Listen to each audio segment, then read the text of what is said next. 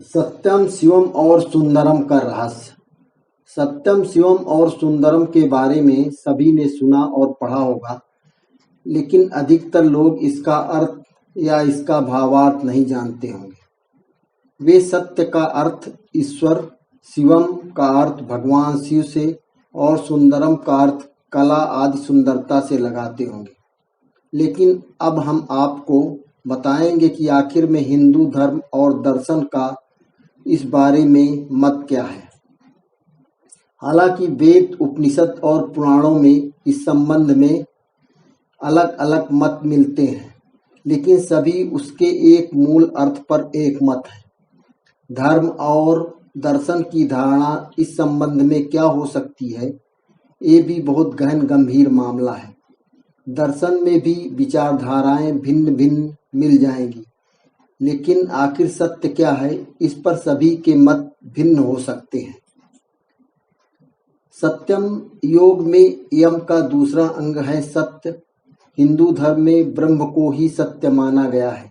जो ब्रह्म परमेश्वर को छोड़कर सब कुछ जानने का प्रयास करता है, वो व्यक्ति जीवन पर्यंत भ्रम में ही अपना जीवन गुजार देता है। ये ब्रह्म निराकार, निर्विकार और निर्गुण है। उसे जानने का विकल्प है स्वयं को जानना, अर्थात आत्मा ही सत्य है जो अजर अमर, निर्विकार और निर्गुण है।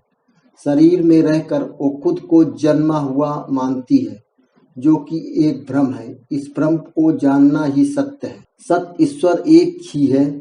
कवि उसे इंद्र, वरुण व अग्नि आदि भिन्न नामों से पुकारते हैं। ऋग्वेद जो सर्वप्रथम ईश्वर को इहलोक और परलोक में अलग अलग रूपों में देखता है, वो मृत्यु से मृत्यु को प्राप्त होता है, अर्थात उसे बारंबार जन्म मरण के चक्र में फंसना पड़ता है। कठोपनिषद 10। सत्य का अलौकिक अर्थ सत्य को समझना मुश्किल है, लेकिन उनके लिए नहीं जो धर्म और दर्शन को भली भांति जानते हैं।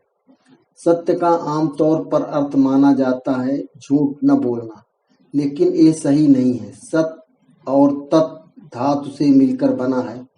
सत्य जिसका अर्थ होता है यह और वह, अर्थात ये भी और वह भी, क्योंकि सत्य पूर्ण रूप से एक तरफा नहीं होता। परमात्मा से परिपूर्ण यह जगत आत्माओं का जाल है। जीवन, संसार और मन ये सभी विरोधाभासी है। इसी विरोधाभास में ही छुपा है वह जो स्थित प्रज्ञ आत्मा और ईश्वर है। सत्य को समझने के लिए एक तार्किक और बोधपूर्ण दोनों ही बुद्धि की आवश्यकता होती है। तार्किक बुद्धि आती है भ्रम और द्वंद्व के मिटने से। भ्रम और द्वंद्व मिटता है मन, वचन और कर्म से एक समान रहने से। शास्त्रों में आत्मा, परमात्मा, प्रेम और धर्म को सत्य माना गया है। सत्य से बढ़कर कुछ भी नहीं। सत्य के साथ रहने से मन हल्का और प्रसन्न चित्त रहता है। मन के हल्का और प्रसन्न चित्त रहने से शरीर स्वस्थ और निरोगी रहता है। सत्य की उपयोगिता और क्षमता को बहुत कम ही लोग समझ पाते हैं। सत्य बोलने से व्यक्ति को सद्गति मिलती है। गति का अर्थ सभी जानते हैं। सच्चित आनंद। सत अर्थात मूल कण या तत्व। चित्त अर्थात आत्मा और आनंद अर्थात प्रकृति और आत्मा के मिलन से उत्पन्न अनुभूति और इसके विपरीत शुद्ध आत्म अनुभव करना। परमात्मा और आत्मा का होना ही सत्य है, बाकी सभी उसी के होने से है। आत्मा सत्य चित्त की एकाग्रता से और आनंद परमानंद की झलक मात्र को अनुभव रूप महसूस करने लगती है। यानी आत्मा के सत्य में चित्त के लीन या लय हो जाने पर बनी आनंद की स्थिति सच्चिदानंद स्थित होती है। सत्य का लौकिक अर्थ सत्य को जानना कठिन है। ईश्वर ही सत्य है। सत्य बोलना भी सत्य है। सत्य बातों का समर्थन करना भी सत्य है। सत्य समझना, सुनना और सत्य आचरण करना कठिन जरूर है, लेकिन अभ्यास से ये सरल हो जाता है। जो भी दिखाई दे रहा है वो सत्य नहीं है, लेकिन उसे समझना सत्य है। अर्थात जो असत्य है उसे जान लेना ही सत्य है। असत्य को जानकर ही व्यक्ति सत्य की सच्ची राह पर आ जाता है। जब व्यक्ति सत्य की राह से दूर रहता है तो अपने जीवन में संकट खड़े कर लेता है। असत्यभाषी व्यक्ति के मन में भ्रम और द्वंद्व रहता है, जिसके कारण मानसिक रोग उत्पन्न होते हैं। मानसिक रोगों का शरीर पर घातक असर पड़ता है। ऐसे में सत्य को समझने के लिए एक तार्किक बुद्धि की आवश्यकता होती है।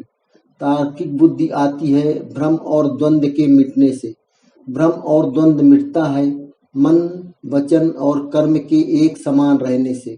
सत्य का आम तौर पर अर्थ माना जाता है झूठ न बोलना, लेकिन सत्य और तत् धातु से मिलकर बना है सत्य, जिसका अर्थ होता है यह और वह, अर्थात ये भी और वह भी। क्योंकि सत्य पूर्ण रूप से एक तरफा नहीं होता।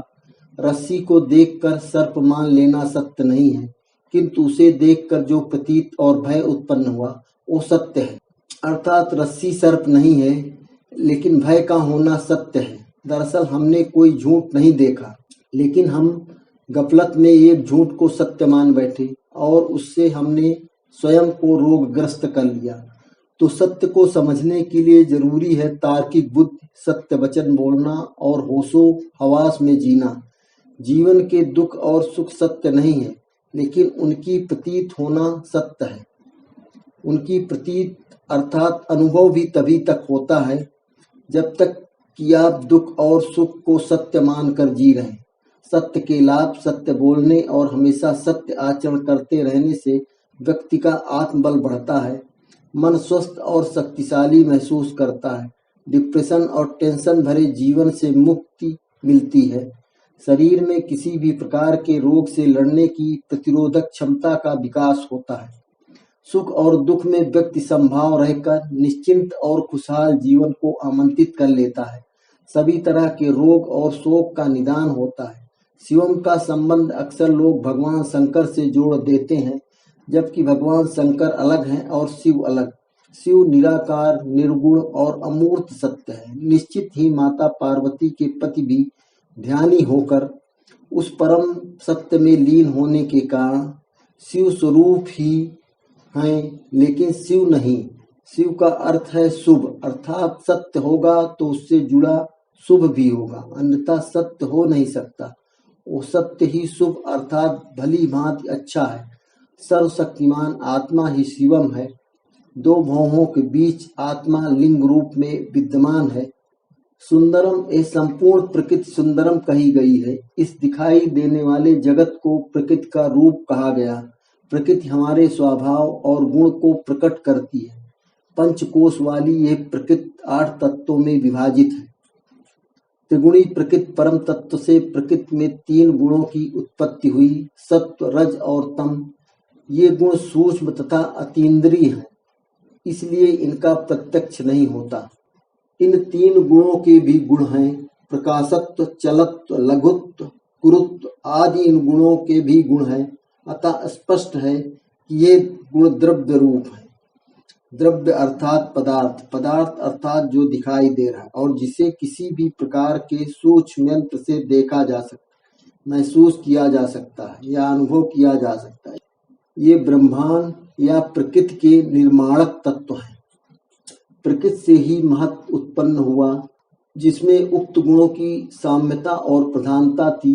सत्व शांत और स्थिर है, रज क्रियाशील है और तम विस्फोटक है। उस एक परम तत्व के प्रकृति तत्व में ही उक्त तीनों के टकराव से सृष्टि होती गई। सर्वप्रथम महत्व उत्पन्न हुआ, जिससे बुद्धि कहते हैं। बुद्धि प्रकृति का अचेतन या सूक्ष्म तत्व है। महत या बुद्धि से अहंकार, अहंकार के भी कई उपभाग हैं। ये व्यक्ति का तत्व है। व्यक्ति अर्थात जो व्यक्त हो रहा है। सत्व, रज और तम में सत्व में मनस, 5 इंद्रियां, 5 कामेंद्रियां जन्मी।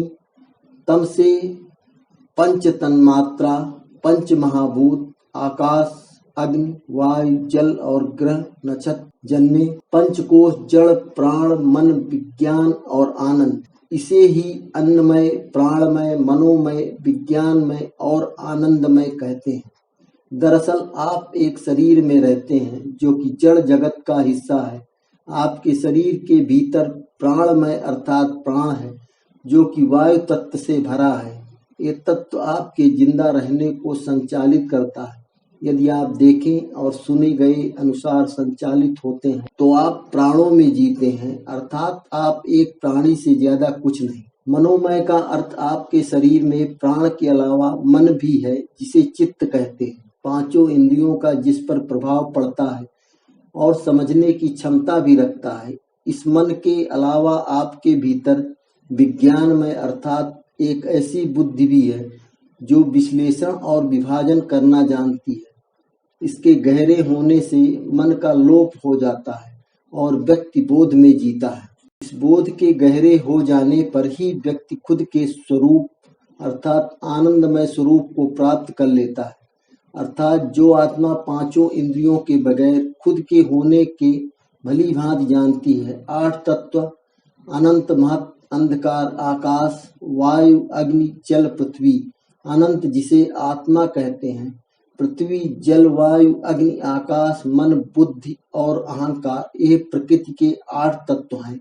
अतः हम एक सुंदर प्रकृति और जगत के घेरे से घिरे हुए हैं। इस घेरे से अलग होकर जो व्यक्ति खुद को प्राप्त कर लेता है वही सत्य को प्राप्त कर लेता है। संसार में तीन ही तत्व हैं, सत्य शिव और सुंदरम, ईश्वर आत्मा और प्रकृति। इसे ही सत्य चित्त और आनंद कहते हैं। कथा समाप्त। रोज नई कहानी के लिए सब्सक्राइब करें। धन्यवाद।